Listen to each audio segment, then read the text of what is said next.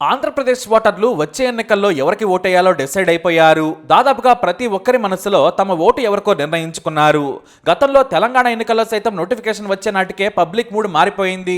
ఇప్పుడు ఏపీలో కూడా ఎన్నికల నోటిఫికేషన్ వస్తే మూడు ఖచ్చితంగా బయటకు తెలిసిపోతుంది. కానీ ఇప్పటికే డిసైడ్ అయిన ఓటర్ల మనసు మార్చేందుకు సోషల్ మీడియాతో యుద్ధం చేస్తున్నాయి వైసీపీ టీడీపీలు.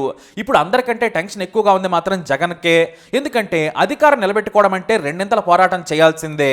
ప్రతిపక్షంలో ఉన్నప్పుడు ఏం చేసి ఎలా విమర్శించినా చెల్లుతుంది. సోషల్ మీడియాలో నెగిటివ్ ప్రచారం చేసినా కూడా జనం కాస్త ఆలోచనలో పడతారు.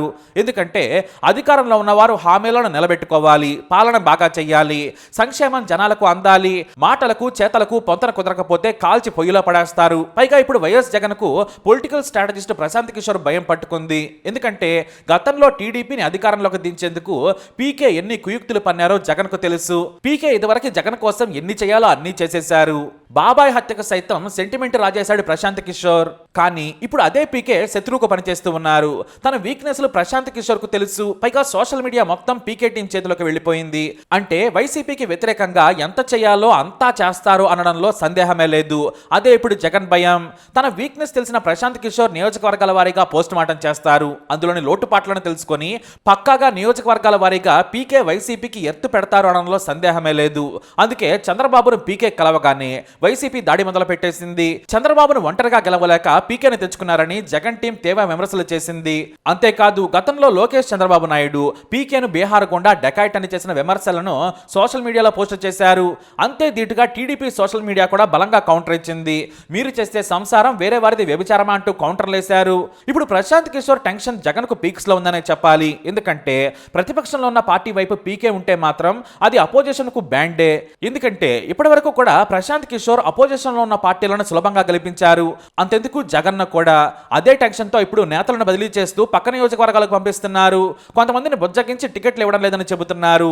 జగన్ లో ఉన్న మొండితనం ఏంటంటే ఎవరినైనా సరే తాను గెలిపిస్తేనే గెలుస్తారు, తాను వద్దు అనుకుంటే వారికి విలువే ఉండదు. సొంత బలం నియోజకవర్గంలో ఉండదనే మొండితనం ఆయనకే సొంతం. కానీ జనం అన్నింటినీ గమనిస్తూ ఉంటారు. కారులో ఎలా వెళుతున్నావు, జనంతో కలుస్తున్నావా, చెప్పినవన్నీ చేస్తున్నావా, నీ కింద పనిచేసే బానిసలు జనాలను ఇబ్బంది పెడుతున్నారా, అవినీతి చేస్తున్నారా, అరాచకాలు చేస్తున్నారా అనేది పసిగడుతూ ఉంటారు. వాటితోనే దెబ్బ కొడతారు. గతంలో ఇదే వీక్నెస్ తో పీకే టీం ప్రత్యర్థిని దెబ్బ కొట్టింది. సేమ్ టు సేమ్ ఇప్పుడు రిపీట్ కానుంది. కానీ నిజం చెప్పాలంటే జగన్ ను ప్రజలు గెలిపించుకున్నారు. ఒకసారి చంద్రబాబుకు అవకాశం ఇచ్చారు. ఖచ్చితంగా జగన్ కు ఈసారి ఇద్దామనుకున్నారు, ఇచ్చారు. కాబట్టి ఇప్పుడు రెండు పార్టీలు పాలన చేశాయి. ఇప్పుడు ఎవరు బెస్ట్ అనేది తేల్చేస్తారు ప్రజలు. అంతేకాదు అధికారంలో ఉన్న పార్టీకి వ్యతిరేకత ఎక్కువగా ఉంటుంది. ఇప్పుడు తన వీక్నెస్ తెలిసిన నియోజకవర్గాల వారీగా బలం తెలిసిన పీకే ఉన్నాడు. పైగా కులం కార్డును మతం కార్డును పర్ఫెక్ట్ గా మూడు మొక్కలాటలో జోకర్ పడగానే మ్యాచ్ ముగిసినట్లు ఇక్కడ పీకే కులం కార్డును మతం కార్డును పర్ఫెక్ట్ గా విసురుతారు అనే పేరుంది. బీహార్ యూపీ తర్వాత గలీజ్ కులం ఫీలింగ్ తో రాజకీయం చేసేది ఏపీనే అని ఇదే పీకే జాతీయ మీడియాలో చెప్పారు. ఇక తనకు తెలిసిన విద్యను ఆయన ఎంత బాగా ఆడుతారో చెప్పనక్కర్లేదు. పైగా ఇప్పుడు జగన్ సోదర వైఎస్ షర్మిల కూడా అటు ఇటుగా ప్రతిపక్షంలో ఉంది. ప్రశాంత్ కిషోర్ కు జగన్ పొలిటికల్ వీక్నెస్ తెలుసు. షర్మిలకేమో వ్యక్తిగత వీక్నెస్లు, పాలనాపరమైన కుటుంబపరమైన లొసుగులు తెలుసు. ఆమె గనుక పీకేకు సహకరిస్తే ఇప్పుడు జగన్ కు ఇబ్బందే. పైగా షర్మిల కాంగ్రెస్ తరపున ప్రచారం చేయనున్నారనే వార్త బయటకొచ్చింది.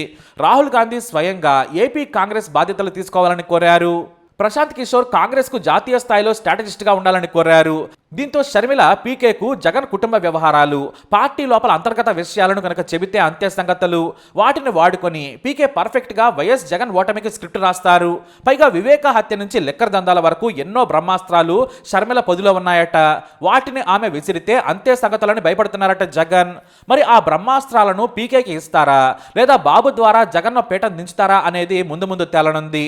ఇప్పటికే క్రిస్మస్ కానుకల పేరుతో స్నేహహస్తం అందించారు షర్మిల. తనకు చేసిన మోసంపై జగన్ మీద పగ తీర్చుకునేందుకు షర్మిల సిద్ధమైనట్లు తెలుస్తోంది.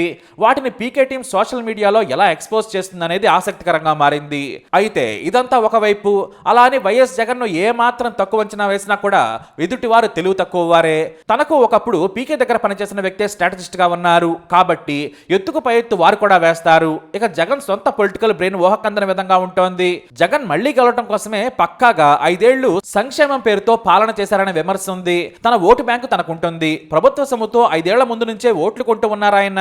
దానికి పాలనా సంక్షేమ అనే పేరు మాత్రమే. ఇక పీకే వచ్చాడని తెలియగానే తెలంగాణ ఎన్నికల్లో అధికార సిట్టింగ్ ఎమ్మెల్యేల నిలువు దోపిడీకి కేసీఆర్ శాంతం సమర్పించుకున్నారు. అందుకే పీకేతో పాటు పక్క రాష్ట్రంలో జనం ఆలోచనను కూడా అంచనా వేసిన జగన్ తన దగ్గర ప్రతి నియోజకవర్గంలోనూ కొత్త ఫేసులను పెడుతున్నారు. అంటే స్థానిక ఎమ్మెల్యేలపై వ్యతిరేకతను తగ్గించుకునేందుకు వ్యూహం. పక్క నియోజకవర్గంలో పనికిరాని ఫేస్ ఇక్కడ చెల్లుతుందా అంటే జనం ఆలోచన ఎలా ఉందో ఎవరికి తెలుస్తుంది. నా మొహం చూసి ఓటేయమంటారు, మరోసారి గెలిపించమని ఖచ్చితంగా కోరుతున్నారు జగన్. ఇప్పటి వరకు సంక్షేమంతో జనాలకు పథకాలు ఇచ్చాను, ఈసారి విడతలో అభివృద్ధి అంటే ఏంటో చూపిస్తాను. గత ఎమ్మెల్యేలను మరిచిపోయి నా కోసం ఓట్లేయమంటున్నారు. పైగా కాపు ఓట్లను చీల్చేందుకు జగన్ ఆల్రెడీ బడా ప్లాన్ చేసేశారు. పవన్ కళ్యాణ్ సీఎం కాకుండా టీడీపీ అడ్డుకుంటోంది. నేను సీఎం బరిలో ఉన్నానని పవన్ చెప్పినా కూడా నారా లోకేష్ చాలా సింపుల్ గా పక్కన పెట్టేశారు. బాబు గారు పవన్ డిసైడ్ చేస్తారని చెప్పారు ఆయన. కానీ పరోక్షంగా చంద్రబాబు నాయుడు సీఎం అవుతారని మరో ప్రశ్నకు సమాధానం చెప్పారు. కాబట్టి దీంతో జనసేన జెండాలు మోసేందుకే ఉంది. పవన్ సీఎం కానివ్వరని వైసీపీ కాపు నేతలు విమర్శిస్తున్నారు. ముద్రగడ పద్మనాభం సైతం వైసీపీ కాపు మైకుగా లేఖాస్త్రాలు సంధిస్తున్నారు. మరోవైపు జేడీ లక్ష్మీనారాయణ జై భారత్ నేషనల్ పార్టీ పేరుతో కొత్త ప్రయాణం మొదలుపెట్టారు. ఆయన పార్టీ ప్రణాళిక కార్యాచరణ సిద్ధాంతాలు ఇంకా రూపుదిద్దుకోకపోయినా అవినీతి రహిత డెవలప్మెంట్ ఓరియంటెడ్ పాలన అందిస్తామని చెబుతున్నారు జేడీ. ఈయన బలంగా పార్టీని తీసుకెళ్లి ఓట్లు చీల్చితే మాత్రం టీడీపీకి దెబ్బే. ఎందుకంటే అధికార వైసీపీ టీడీపీ జనసేన కలవకుండా ఉండేందుకు నానా ప్రయత్నం చేస్తోంది. ప్రభుత్వ వ్యతిరేక ఓటు చీలితే తమకు లాభమని నమ్ముతోంది. కానీ టీడీపీ జనసేన కలిసే బరిలోకి దిగుతున్నాయి. మరి జేడీ పార్టీ ఎంత మేర ప్రభావం చూపుతుందనేది ఎవరికీ తెలియదు. బహుశా మంచి లీడర్లు ఉంటే 10 నియోజకవర్గాల్లో 5,000 ఓట్లకు పైగా చీల్చినా కూడా టీడీపీ జనసేన కూటమికి నష్టం చేకూరే ఛాన్స్ ఉంది. ఇక బీజేపీ ఇతర పార్టీల ప్రభావం పెద్దగా లేదనే చెప్పొచ్చు. జేడీ పార్టీ కూడా ఎంత మేర జనంలోకి వెళుతుందనేది వేచి చూడాలి. ఇక చాలా మంది యువత ప్రభుత్వంపై కోపంగా ఉన్నారు. బరిలక స్ఫూర్తితో బరిలోకి దిగి అధికార ప్రతిపక్ష పార్టీలకు కంగారు పెట్టేందుకు ప్రయత్నాలు మొదలు పెట్టారు. చాలా మందే బరిలోకి దిగేందుకు ప్రయత్నాలు చేస్తున్నారు.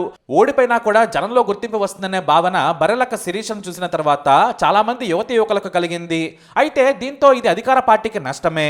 ఎవరు ఏ పార్టీ ఓట్లు చీల్చుతారనేది ఇప్పుడు ఆసక్తికరంగా మారింది. మరోవైపు గుర్తును పోలిన గుర్తును బరిలోకి దించేందుకు ఏర్పాట్లు చేసుకుంటున్నాయి పార్టీలు. జాతీయ జనసేన పార్టీ ఒకటి ఇప్పుడు పవన్ కళ్యాణ్ కు తలనొప్పి తెచ్చిపెడుతోంది. ఈ పార్టీకి బకెట్ గుర్తు కేటాయించింది ఈసీ. కానీ కాస్త దూరంగా చూస్తే బకెట్ గ్లాసు ఒకే గుర్తుల్లా కనిపిస్తున్నాయి. మరోవైపు ఒకే పేరున్న వాటిని గుర్తించి అధికార ప్రతిపక్ష పార్టీ నేతలు బరిలోకి దించేందుకు ప్లాన్ చేసుకుంటున్నారు. ఈసారి ఇలాంటి వారు చాలా నియోజకవర్గాల్లో ఉంటారనే ప్రచారం కూడా జరుగుతుంది.